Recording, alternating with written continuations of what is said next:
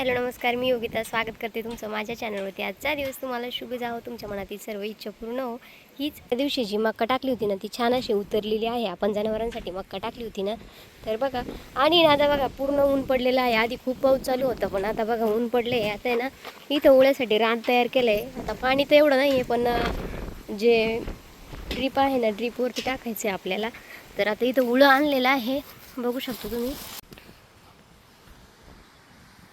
पण ही ज्या दिवशी मक्का जी आहे ती पेरली होती, तर ही मक्का छान अशी उगवलेली आहे। आणि आता हे आहे उळं, तर तुमच्याकडे याला काय म्हणतात ते कमेंट करून नक्की सांगा। तर याला हे आहे उळं, आणि याला आता ना कांदे लावण्यासाठी आपण टाकणार आहोत। सुटलंय ना आज तर बस। आणि कोणाकोणाकडं पाऊस चालू आहे आणि आता पाऊस नाही आहे ते पण कमेंट करून सांगा।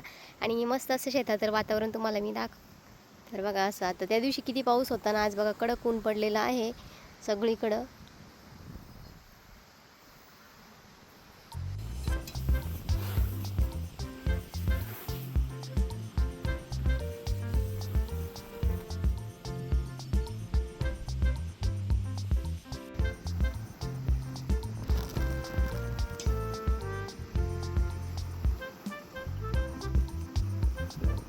1000 रुपये भाव आहे।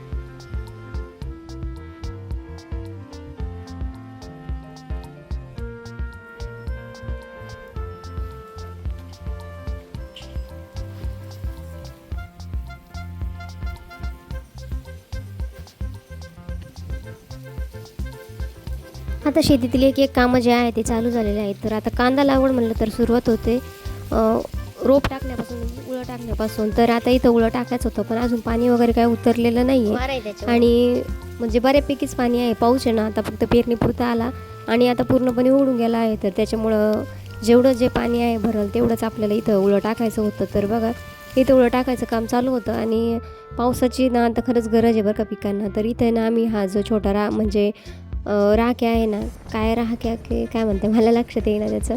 तर त्यांनी जे आहे ना म्हणजे उळं जे आहे ते काढून घेतो। तर कधी कधी पहिले ना पंजा जो असायचा ना, म्हणजे तार असायची, तारीचा पंजा असायचा, तर त्यानेच जे आहे ते उळं जे आहे ते मिक्स केलं जायचं। पण आता अशा पद्धतीने केलं जातं। तर इथं काकांनी जो आहे तो कॅमेरा पकडला होता, तर त्याच्यामुळे तो थोडासा ना त्यांच्याकडून त्याच्यात हात आला होता, तर तो मी कट केला, त्याच्यामुळे व्हिडिओ छोटाच येईल।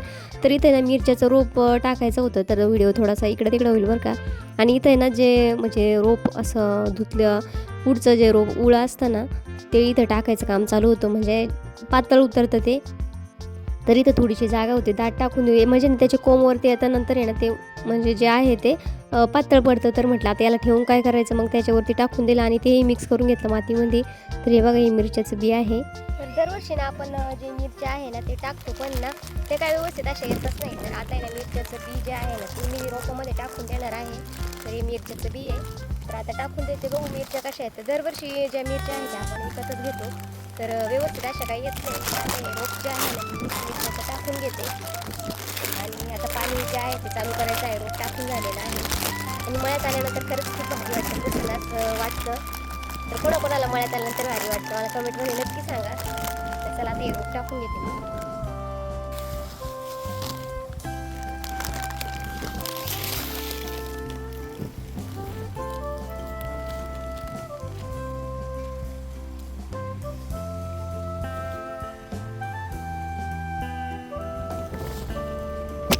तर बघा आता काय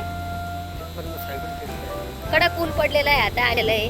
तर बघा आता मी दाखवते तुम्हाला, वाऱ्यामुळे ते पाणी काय पडायला तयारच नाही आहे। आणि आमच्याकडे मोर आलाय बरं का, तुम्हाला दाखवते, दिसतो का नाही काय माहीत नाही। तर बघा जास्त झूम केल्यावर हालतंय ते बघ कसं पिसारा हालतंय त्याचं। आणि मस्त असं कडक ऊन पडलंय आज, तर उळ्याला पाणी द्यायचं काम चालू आहे। काका ती शिपडू राहिले वाटतं, पाणी पडू राहिलं ना।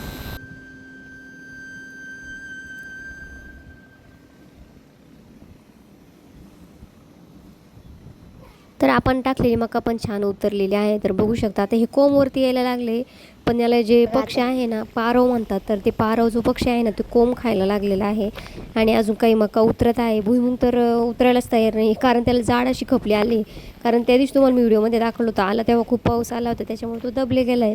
आता त्याला पाण्याची गरज आहे, पण आता पाऊसच नाही आहे तर काय करणार. आता जसं सगळ्यांचं होईल तसंच आपलं होईल.